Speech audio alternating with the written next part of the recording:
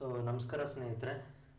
So ಬನ್ನಿ, ಇವತ್ತಿನ ಒಂದು ಇಂಪಾರ್ಟೆಂಟ್ ಕಂಪ್ನೀಸು Q1 ರಿಸಲ್ಟ್ಸ್ನ ಅನೌನ್ಸ್ ಮಾಡಿದೆ.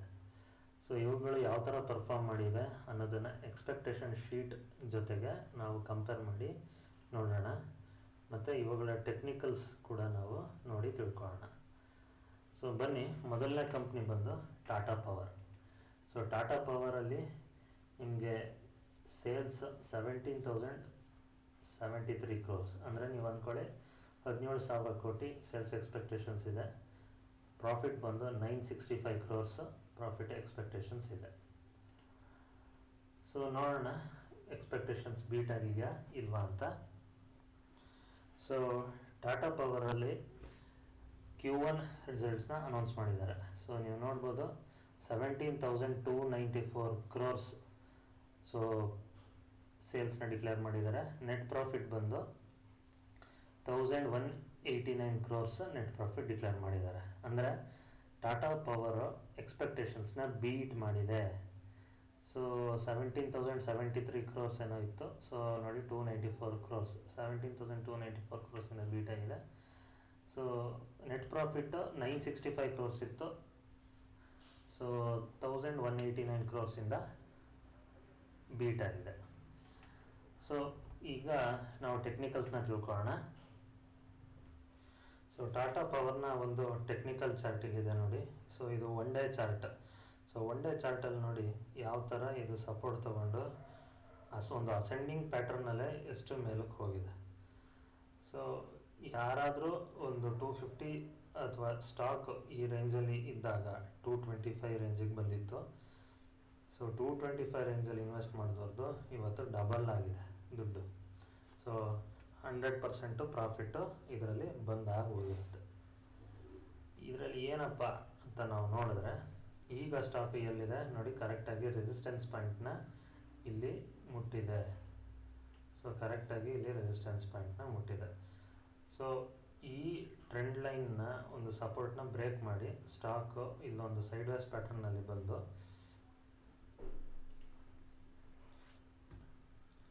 ಸೊ ಸ್ಟಾಕು ನೋಡಿ ಇಲ್ಲಿಂದ ನಾಳೆ ರಿವೈವ್ ಆಗಿ ಇಲ್ಲಿಂದ ಮೇಲಕ್ಕೆ ಹೋಗೋಕ್ಕೆ ಶುರು ಮಾಡಿದ್ರೆ ಈ ಬ್ರೇಕ್ಔಟ್ನ ಹೊಡೆದು ಸೊ ಇಲ್ಲಿವರೆಗೂ ಹೋಗೋ ಎಲ್ಲ ಚಾನ್ಸಸ್ ಕೂಡ ಇರುತ್ತೆ.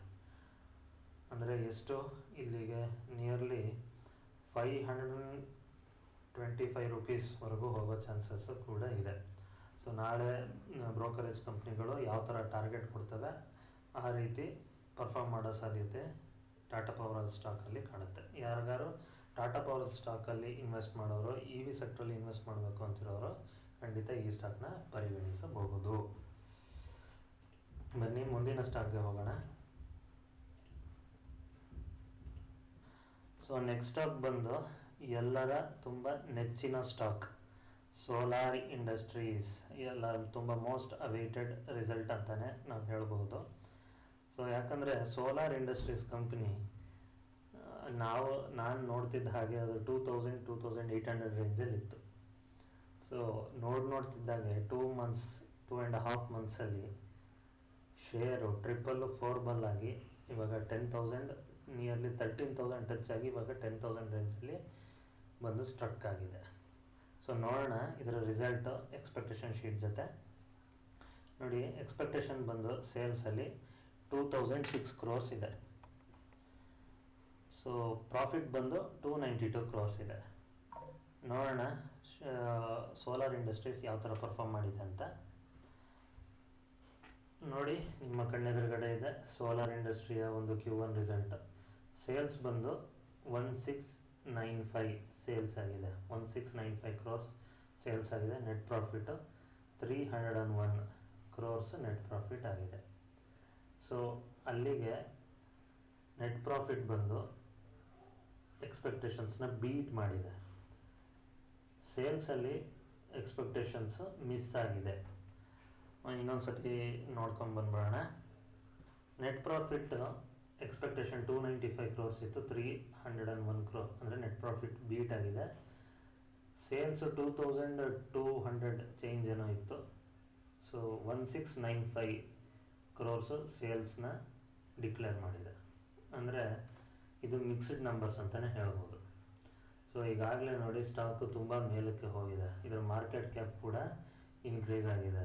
92.1150, 92,000 ಕೋಟಿ ಮಾರ್ಕೆಟ್ ಕ್ಯಾಪ್ ಇನ್ಕ್ರೀಸ್ ಆಗಿದೆ. ಪಿ ರೇಷಿಯೋನು ಕೂಡ ನೋಡಿ 100ರ ಆಸುಪಾಸಿನಲ್ಲಿದೆ. ಸ್ಟಾಕ್ ವ್ಯಾಲ್ಯೂ ಕೂಡ 10,000 ದಾಟಿದೆ. ಸೊ ಇದು 13,000ವರೆಗೂ ಹೋಗಿತ್ತು, 10,000ಕ್ಕೆ ಬಂದು ಸ್ಟ್ರಕ್ ಆಗಿದೆ. ಸೊ ನೋಡೋಣ ಈ ಮಿಕ್ಸ್ಡ್ ನಂಬರ್ಸ್ನ ನಾಳೆ ಮಾರ್ಕೆಟ್ ಯಾವ ಥರ ರಿಯಾಕ್ಟ್ ಮಾಡುತ್ತೆ ಅಂತ. ಸೊ ಇವತ್ತು ಬೇರೆ ಮಾರ್ಕೆಟ್, ಇಂಟರ್ನ್ಯಾಷನಲ್ ಮಾರ್ಕೆಟ್ಸ್, ಬೇರೆ ಬೇರೆ ದೇಶದ ಮಾರ್ಕೆಟ್ಸ್ ಚೆನ್ನಾಗಿ ಎಂಡ್ ಆಗಿದ್ರೆ ನಾಳೆ ನಮ್ಮ ಮಾರ್ಕೆಟ್ ಚೆನ್ನಾಗಿ ಪರ್ಫಾರ್ಮ್ ಮಾಡಬಹುದು. ಇದರ ಮಧ್ಯದಲ್ಲಿ ಇದು ಬಿದ್ದರೆ ಖಂಡಿತ ಇದು ಎಕ್ಸ್ಪೆಕ್ಟೇಷನ್ನ ಮಿಸ್ ಆಗಿದ್ದಕ್ಕೇ ಸೋಲಾರ್ ಇಂಡಸ್ಟ್ರೀಸ್ ಬಿದ್ದಿರೋದು ಅಂತ ತಿಳ್ಕೊಂಡು ನಾವು ಇದರಲ್ಲಿ ಒಂದು ಇನ್ವೆಸ್ಟ್ ಮಾಡೋಕ್ಕೆ ಅವಕಾಶ ನಮಗೂ ಕೂಡ ಸಿಗುತ್ತೆ. ಸೊ ಇದರದ್ದು ಟೆಕ್ನಿಕಲ್ಸ್ನ ತಿಳ್ಕೊಳ್ಳೋಣ ಬನ್ನಿ. ನೋಡಿ, ಇದು ಸೋಲಾರ್ ಇಂಡಸ್ಟ್ರಿಯ one day chart. So 1D ಅಂತಿದೆ, ಒನ್ ಡೇ ಚಾರ್ಟ್ ಹಾಕಿದ್ದೀನಿ. ಇದಕ್ಕೊಂದು ಟ್ರೆಂಡ್ ಲೈನ್ ಹಾಕಿದ್ದೀನಿ, ಸಪೋರ್ಟಿನ ಒಂದು ಟ್ರೆಂಡ್ ಲೈನ್ ಹಾಕಿದ್ದೀನಿ. ನೋಡಿ ಸ್ಟಾಕ್ ಎಲ್ಲೆಲ್ಲಿ ಸಪೋರ್ಟ್ ಇದೆ, 1 2 3. ಸೊ ಈಗ 4th ಸಪೋರ್ಟ್ ನೀವು ನೋಡ್ಬೋದು. ಎಕ್ಸಾಕ್ಟಾಗಿ ಬಂದಿಲ್ಲ, ಸ್ವಲ್ಪ ಮೇಲೆ ಬಂದು ಹೆಚ್ಚು ಕಮ್ಮಿ ಆದರೂ ಪರವಾಗಿಲ್ಲ. ಸೊ ಇದು 4th ಸಪೋರ್ಟ್. ಕರೆಕ್ಟಾಗಿ ಸ್ಟಾಕು ಸಪೋರ್ಟಲ್ಲಿ ಬಂದು ನಿಂತಿದೆ. ಸೊ ಮೋಸ್ಟ್ಲಿ ಈ ಟ್ರೆಂಡ್ನ ನಾವು ನೋಡ್ತಿದ್ರೆ ಮೋಸ್ಟ್ಲಿ ಈ ರಿಸಲ್ಟು ಮಿಕ್ಸ್ಡ್ ಆಗಿ ಬರಬಹುದು ಅನ್ನೋ ಊಹೆ ಮಾರ್ಕೆಟು ಮೊದಲೇ ಮಾಡಿತ್ತು ಅಂತ ಕಾಣುತ್ತೆ. ಸೊ ಹಾಗಾಗಿ ಈ ಟ್ರೆಂಡ್ನ ನೋಡ್ತಿದ್ರೆ ಮೋಸ್ಟ್ಲಿ ಇದು ಬೀಳುತ್ತೆ ಅಂತ ಮಾರ್ಕೆಟ್ ಮೊದಲೇ ತಿಳ್ಕೊಂಡಿತ್ತೇನೋ. ಸೊ ಈಗ ಕರೆಕ್ಟಾಗಿ ಸಪೋರ್ಟಿಗೆ ಬಂದಿದೆ. ನೋ ಡೌಟ್ ನಾಳೆ ಮಾರ್ಕೆಟ್ ಚೆನ್ನಾಗಿ ಪರ್ಫಾರ್ಮ್ ಮಾಡಿ ಇದು ಬಿದ್ದರೆ ಖಂಡಿತ ಎಕ್ಸ್ಪೆಕ್ಟೇಷನ್ಸ್ನ ಮಿಸ್ ಆಗಿರೋದಕ್ಕೆ ಬಿದ್ದಿದೆ ಅಂತ ಹೇಳ್ಬೋದು. ಅದರ್ವೈಸ್ ಇದು ಇನ್ಕ್ರೀಸ್ ಆದರೆ ಮಾರ್ಕೆಟು ಇದಕ್ಕೆ ಮಾಫಿ ಮಾಡಿ ಪರವಾಗಿಲ್ಲ, ನೆಕ್ಸ್ಟ್ ಕ್ವಾರ್ಟ್ರಲ್ಲಿ ಇದು ಚೆನ್ನಾಗಿ ಕೊಡುತ್ತೆ ಅನ್ನೋ ಊಹೆ ಮೇಲೆ ಇದನ್ನು ಇಲ್ಲಿಂದ ರಿವ್ಯಾಂಪ್ ಕೂಡ ಮಾಡ್ಬೋದು ಸ್ಟಾಕ್. ಓಕೆನಾ? ಸೊ ಯಾರಾದರೂ ಒಂದು ಒಳ್ಳೆ ಇದು ಕೆಮಿಕಲ್ ಸೆಕ್ಟ್ರಲ್ಲೇ ಬರುತ್ತೆ, ಆದರೆ ಕೆಮಿಕಲ್ಸ್ ಅಲ್ಲ, ಬಾಂಬ್ಸ್ನ ಮಾಡ್ತಾರೆ, ಡಿಫೆನ್ಸ್ ಸೆಕ್ಟ್ರಿಗೆ ಬರುತ್ತೆ. ಸೊ ಡಿಫೆನ್ಸ್ ಸೆಕ್ಟ್ರಲ್ಲಿ ಯಾರಿಗಾರು ಒಂದು ಒಳ್ಳೆ ಸ್ಟಾಕ್ ಬೇಕು ಅಂದರೆ ಖಂಡಿತ ಈ ಸ್ಟಾಕ್ನ ಪರಿಗಣಿಸಿ ಇನ್ವೆಸ್ಟ್ ಮಾಡಬಹುದು. ಯಾಕಂದರೆ ಇದ್ರದ್ದು ಪ್ರಾಫಿಟ್ ರೆಕಾರ್ಡ್ಸ್ ಕೂಡ ತುಂಬ ಚೆನ್ನಾಗಿದೆ. ನೀವು ಸ್ಕ್ರೀನರ್ ಅನ್ನೋ ವೆಬ್ಸೈಟಲ್ಲಿ ಹೋಗಿ ಹೊಡೆದ್ರೆ ಅದರದ್ದು ಎಲ್ಲ ಬರುತ್ತೆ. Okay, so here on year profit, Q1Q profit ನೋಡಿ, ಲಾಸ್ಟ್ 1 year 2 year ಟ್ರೆಂಡ್ ಯಾವ ಥರ ಇದೆ, ಸೊ ಯಾವ ಥರ ಪರ್ಫಾರ್ಮ್ ಮಾಡಿದೆ ಅಂತ ಅದನ್ನು ನೋಡಿ ನೀವು ಇನ್ವೆಸ್ಟ್ಮೆಂಟ್ ಡಿಸಿಷನ್ನ ತಗೊಳ್ಳಿ. ಸೊ ಬನ್ನಿ ಮುಂದಿನ ಸ್ಟಾಕ್ಗೆ ಹೋಗೋಣ. ಮುಂದಿನ ಸ್ಟಾಕ್ ಬಂದು ಬಾಟಾ ಇಂಡಿಯಾ. ನಿಮಗೆ ಗೊತ್ತಿದೆ ಬಾಟಾ ಎಷ್ಟು ಫೇಮಸ್ ಇಂಡಿಯಾದಲ್ಲಿ ಅಂತ. ಸೊ ಬಾಟಾ ಇಂಡಿಯಾ ಸ್ಟಾಕ್ನ ನಾವು ನೋಡೋಣ. ಸೊ ಬಾಟಾ ಇಂಡಿಯಾ ಸೇಲ್ಸಲ್ಲಿ 1000 crores ಸೇಲ್ಸ್ ಎಕ್ಸ್ಪೆಕ್ಟೇಷನ್ಸ್ ಇದೆ. ನೆಟ್ ಪ್ರಾಫಿಟಲ್ಲಿ 119 ಕೋಟಿ ಅಂದರೆ 119 crores ಎಕ್ಸ್ಪೆಕ್ಟೇಷನ್ಸು ಪ್ರಾಫಿಟಲ್ಲಿ ಇದೆ. ಸೊ ಬನ್ನಿ, ಪ್ರಾಫಿಟ್ ಬೀಟ್ ಆಗಿದೆಯಾ ಅಥವಾ ಎಕ್ಸ್ಪೆಕ್ಟೇಷನ್ಸ್ ಬೀಟ್ ಆಗಿದೆಯಾ ಇಲ್ವಾ ಅಂತ ತಿಳ್ಕೊಳ್ಳೋಣ. ಸೊ ಬಾಟಾ ಇಂಡಿಯಾ ಸೇಲ್ಸ್ ಎಷ್ಟಿದೆ, 945 crores. So profit 175 crores declare ಮಾಡಿದ್ದಾರೆ Q1 ರಿಸಲ್ಟ್ನ. ಸೊ ಸೇಲ್ಸ್ ಎಕ್ಸ್ಪೆಕ್ಟೇಷನ್ಸ್ ಎಷ್ಟಿತ್ತು, 2976 crores ಸೇಲ್ಸ್ ಎಕ್ಸ್ಪೆಕ್ಟೇಷನ್ಸ್ ಇತ್ತು, ಬಂದಿರೋದೆಷ್ಟು 945 crores. ಪ್ರಾಫಿಟ್ ಎಷ್ಟು ಎಕ್ಸ್ಪೆಕ್ಟೇಷನ್ಸ್ ಇತ್ತು, 174 crores, ಬಂದಿರೋದೆಷ್ಟು 119 crores. ಸೊ ನೋಡೋ Q1Q ಇಂದ ಜಂಪ್ ಇದೆ ಮತ್ತು ಇಯರ್ ಆನ್ ಇಯರ್ ಜಂಪ್ ಇದೆ. ಬಟ್ ಪ್ರಾಫಿಟಲ್ಲಿ ಎಕ್ಸ್ಪೆಕ್ಟೇಷನ್ಸ್ ಬೀಟ್ ಆಗಿದೆ. 119 crores ಎಕ್ಸ್ಪೆಕ್ಟೇಷನ್ಸ್ ಇತ್ತು, 174 crores ಪ್ರಾಫಿಟ್ನ ಡಿಕ್ಲೇರ್ ಮಾಡಿದ್ದಾರೆ. ಸೇಲ್ಸಲ್ಲಿ ಬಿದ್ದಿದೆ. ಸೊ ಇದು ಒಂದು ಮಿಕ್ಸ್ಡ್ ನಂಬರ್ಸ್ ಅಂತ ಹೇಳ್ಬೋದು. ಸೇಲ್ಸಲ್ಲಿ ಎಕ್ಸ್ಪೆಕ್ಟೇಷನ್ಸ್ ಮಿಸ್ ಆಗಿದೆ. ಸೊ ಈ ಮುಂದಿನ ಕ್ವಾರ್ಟ್ರಲ್ಲಿ ಯಾವಾಗ ಸೇಲ್ಸು ಕಮ್ಮಿ ಆಗುತ್ತೋ ಪ್ರಾಫಿಟ್ ಕೂಡ ಕಮ್ಮಿ ಆಗ್ಬೋದು.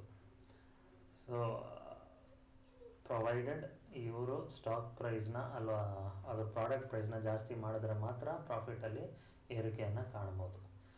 ಓಕೆನಾ? ಸೊ ಈಗ ಟೆಕ್ನಿಕಲ್ಸ್ನ ನೋಡೋಣ. ಸೊ ನೋಡಿ, ಸ್ಟಾಕ್ ಬಂದು ಈ ಚಾನಲಲ್ಲಿ ಸ್ಟ್ರಕ್ ಆಗಿದೆ. ಸೊ ಎಲ್ಲಿವರೆಗೂ ಈ ಚಾನಲ್ನ ಬ್ರೇಕ್ಔಟ್ ಮಾಡಿ ಮೇಲಕ್ಕೆ ಹೋಗಲ್ವೋ ಅಲ್ಲಿವರೆಗೂ ಈ ಸ್ಟಾಕಲ್ಲಿ ಒಂದು ಒಳ್ಳೆ ಪ್ರಾಫಿಟ್ನ ನೋಡೋಕ್ಕೆ ಸಾಧ್ಯ ಇಲ್ಲ. ಸೊ ಇವತ್ತು ಕೂಡ ನೋಡಿ ಒಂದು ರೆಡ್ ಕ್ಯಾಂಡಲಲ್ಲಿ ಸ್ಟಿಕ್ ಆಗಿದೆ. ಸೊ ಸೇಲ್ಸಲ್ಲಿ ನಮಗೆ ಪ್ರಾಫಿಟ್ ಮಿಸ್ ಆಗಿರೋ ಕಾರಣ ಇದು ನನಗೇನೋ ಇದು ಏರುತ್ತೆ ಅಂತ ನನಗೆ ಅನಿಸಲ್ಲ. ಸೊ ಮಾರ್ಕೆಟು ಏನಾದರೂ ಪ್ರಾಫಿಟಲ್ಲಿ ಎಕ್ಸ್ಪೆಕ್ಟೇಷನ್ಸ್ನ ಮೀರಿದೆ ಅಂತ ಅಂದು ನಾಳೆ ಏರಿಸಿದ್ರೆ ಇದು ಈ ಫಸ್ಟ್ ಲೆವೆಲ್ ಅಂದರೆ 1725 ರೂಪೀಸ್ ಅಲ್ಲಿ ನಿಮಗೆ ಒಂದು ಸಪೋರ್ಟ್ ಸಿಗುತ್ತೆ. ಸೊ ಅಲ್ಲಿಂದ ಮೇಲಕ್ಕೆ ಹೋದರೆ ನಿಮಗೆ ನಿಯರ್ಲಿ 1850 ರೇಂಜ್ಗೆ ಒಂದು ಸಪೋರ್ಟ್ ರೆಸಿಸ್ಟೆನ್ಸ್ ಸಿಗುತ್ತೆ. ಸೊ ಅಲ್ಲಿಂದ ಮೇಲಕ್ಕೆ ಹೋದರೆ ಆಲ್ ಟೈಮ್ ಹೈ, ಇದು ಆಲ್ ಟೈಮ್ ಹೈ. ಸೊ ಯಾವಾಗ ಇಲ್ಲಿ ಈ ಸಪೋರ್ಟ್ನ ಬ್ರೇಕ್ ಮಾಡಿಕೊಂಡು ಮೇಲಕ್ಕೆ ಹೋಗುತ್ತೋ ಅಲ್ಲಿವರೆಗೆ ನಾವು ಕಾದು ನೋಡಬೇಕು. ಸೊ ಬ್ರೇಕ್ಔಟ್ ಆದಮೇಲೆ ತುಂಬ ಒಳ್ಳೆ ದೊಡ್ಡ ಬುಲ್ ರನ್ನು ಈ ಶೇರಲ್ಲಿ ಬರುತ್ತೆ. ಅದು ಯಾವಾಗ ಬರುತ್ತೆ?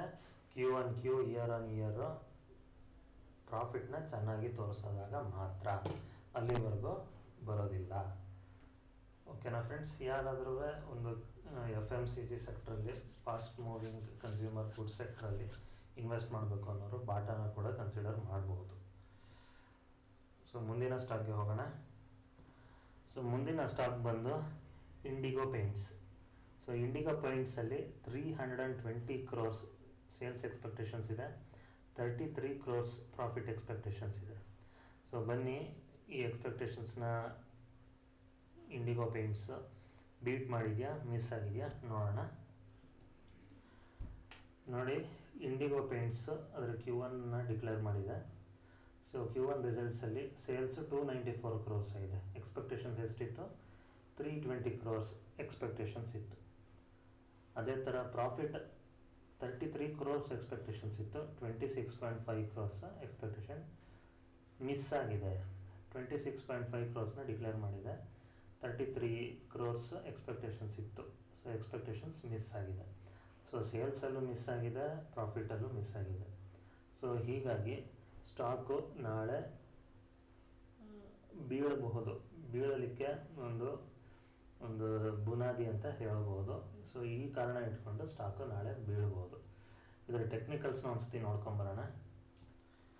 ಸೊ ಇದು ಇಂಡಿಗೋ ಪೇಂಟ್ಸ್ನ ಒಂದು ಡೈಲಿ ಚಾರ್ಟು. ಸೊ ಡೈಲಿ ಚಾರ್ಟಲ್ಲಿ ನೀವು ನೋಡಿದ್ರೆ ಸ್ಟಾಕು ಬುಲ್ಲಿಶ್ ಮೊಮೆಂಟಲ್ಲಿದೆ. ನೀವು ನೋಡ್ಬೋದು ಸ್ಟಾಕ್ ಟ್ರೆಂಡು ಬುಲ್ಲಿಶ್ ಮೊಮೆಂಟಲ್ಲಿದೆ. ಸೊ ಸ್ಟಾಕ್ ಯಾವ ಥರ ಇದೇ ಅಕಸ್ಮಾತ್ ನಾವು ಟ್ರೆಂಡ್ ಲೈನ್ ಹಾಕಿದ್ರೆ ಸಪೋರ್ಟ್ ರೆಸಿಸ್ಟೆನ್ಸ್ ತೊಗೊಂಡು ಮೇಲಕ್ಕೆ ಹೋಗ್ತಾ ಇದೆ. ಸೊ ಇಲ್ಲಿ ಬಂದು ಸೈಡ್ ವೇಸಲ್ಲಿ ಕನ್ಸಾಲಿಡೇಷನ್ ಆಗಿದೆ. ಓಕೆನಾ? ಕ್ಲಿಯರಾಗಿ ಬಿಡಿಸ್ತು ಹೇಳ್ತೀನಿ. ಸೊ ಇಲ್ಲಿ ನೋಡಿ ಸೈಡ್ ವೇಸ್ ಪರ್ಫಾರ್ಮ್ ಮಾಡ್ತಾಯಿದೆ.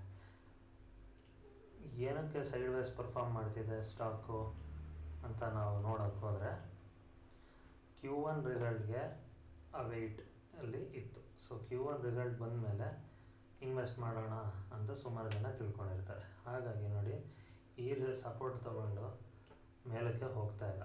ಸೊ ಈಗ ಒಂದು ಶಾರ್ಟ್ ಟರ್ಮ್ ಸಪೋರ್ಟನ್ನು ತಗೊಂಡು ಸ್ಟಾಕ್ ಇಲ್ಲಿ ನಿಂತಿದೆ. ಯಾರಾದರೂ ಸ್ಟಾಕು ಬಂದು ಪರ್ಫಾರ್ಮ್ ಮಾಡಬಹುದು. ಸಾರಿ, ದಯವಿಟ್ಟು ಕ್ಷಮಿಸಿ, ಇದು ಈ ಸ್ಟಾಕ್ ಅಲ್ಲ, ತಪ್ಪಾಯಿತು, ಕ್ಷಮಿಸಿ ವೀಕ್ಷಕರೇ. ಸೊ ಅದು ಇಂಡಿಗೋ ಏವಿಯೇಷನ್ ಅನ್ನೋ ಸ್ಟಾಕು. ನಾನು ಸ್ವಲ್ಪ ಅರ್ಜೆಂಟಲ್ಲಿ ಇದ್ದಿದ್ದರಿಂದ ನಾನು ನೋಡಲಿಲ್ಲ. ಇಂಡಿಗೋ ಅಂತ ಹೊಡೆದಾಗ ಅದೇ ಮೊದಲು ಬಂದಿದ್ದರಿಂದ ಅದನ್ನು ತಗೊಂಡು ಎಕ್ಸ್ಪ್ಲೈನ್ ಮಾಡ್ತಿದ್ದೆ, ದಯವಿಟ್ಟು ಕ್ಷಮೆ ಇರಲಿ. ಸೊ ನೋಡಿ, ಇದು Indigo paints stock, Indigo PNTS, Indigo paints stock. So Indigo ಪೇಂಟ್ಸ್ನ ಸ್ಟಾಕ್ ಇವಾಗ ನೋಡಿ ಸೈಡ್ ವೇಸ್ ಪರ್ಫಾರ್ಮ್ ಮಾಡ್ತಾಯಿದೆ. ಸೊ ಮೇಲ್ಗಡೆಯಿಂದ ನಿಮಗೆ ಹ್ಯೂಜ್ ಡಿಸ್ಕೌಂಟಲ್ಲಿ ಸಿಗ್ತಾಯಿದೆ. ಇದರದ್ದು ಆಲ್ ಟೈಮ್ ಹೈ ಬಂದು ಹೆಚ್ಚು ಕಡಿಮೆ 3,000 ಹೋಗಿತ್ತು. ಸೊ ಅಲ್ಲಿಂದ ನಿಮ್ಗೆ ಹೆಚ್ಚು ಕಡಿಮೆ ನಿಯರ್ಲಿ ಒಂದು 50% ಡಿಸ್ಕೌಂಟಲ್ಲಿ ಸ್ಟಾಕು ಪರ್ಫಾರ್ಮ್ ಮಾಡ್ತಾಯಿದೆ. ಸ್ಟಾಕ್ ನೋಡಿ ಈ ಸೈಡ್ ವೇಸ್ ಮೂಮೆಂಟಲ್ಲಿ ಈಗ ಪರ್ಫಾರ್ಮ್ ಮಾಡ್ತಾಯಿದೆ. ಇದ್ರ ಮೇಲೆ Q1 ರಿಸಲ್ಟ್ ಕೂಡ ಇದು ಮಿಸ್ ಮಾಡಿದೆ. ಹಾಗಾಗಿ ಈ ಸಪೋರ್ಟನ್ನು ಮುರಿದು ಈ ಸಪೋರ್ಟಲ್ಲಿ ಇದು ಸಪೋರ್ಟ್ ತೊಗೋಬೋದು. ಅಂದರೆ 1300 ಅಥವಾ 280 ರೇಂಜಲ್ಲಿ ಸಪೋರ್ಟ್ ತೊಗೋಬೋದು. ಅದು ಮುರಿದ್ರೆ ನಿಮಗೆ ನೆಕ್ಸ್ಟು ಬಾಟಮ್ ಸಪೋರ್ಟ್ ಸಿಗುತ್ತೆ. ಆಲ್ ಟೈಮ್ ಬಾಟಮ್ ಅಂದರೆ 1000 ರೂಪೀಸಲ್ಲಿ ಸ್ಟಾಕು ಸಿಗುತ್ತೆ. ಯಾರಾದರೂ ಒಂದು ಸ್ಮಾಲ್ ಕ್ಯಾಪ್ ಇಲ್ಲಿ ಹೈ ರಿಸ್ಕ್ ಹೈ ರಿವಾರ್ಡ್ನ ಎಕ್ಸ್ಪೆಕ್ಟ್ ಮಾಡ್ತಿದ್ರೆ ಖಂಡಿತ ಈ ಸ್ಟಾಕ್ನ ನೀವು ನೋಡ್ಬೋದು. ನೋಡಿ ನಾಳೆ ಸ್ಟಾಕ್ ಯಾವ ಥರ ಪರ್ಫಾರ್ಮ್ ಮಾಡುತ್ತೆ ಅನ್ನೋದನ್ನು ನೋಡಿಕೊಂಡು ನೀವು ಇನ್ವೆಸ್ಟ್ ಮಾಡ್ಬೋದು. ಸೊ ಇಲ್ಲಿಗೆ ಈ ವಿಡಿಯೋನ ಮುಗಿಸ್ತಾ ಇದ್ದೀನಿ. ನಾಳೆ ಮತ್ತೊಂದು ವಿಡಿಯೋದಲ್ಲಿ ಸಿಗ್ತೀನಿ. ಸೊ ತಡವಾಗಿದ್ದಕ್ಕೆ ದಯವಿಟ್ಟು ಕ್ಷಮಿಸಿ. ಅಲ್ಲಿವರೆಗೂ ಬಾಯ್, ಗುಡ್ ನೈಟ್, ಬಾಯ್.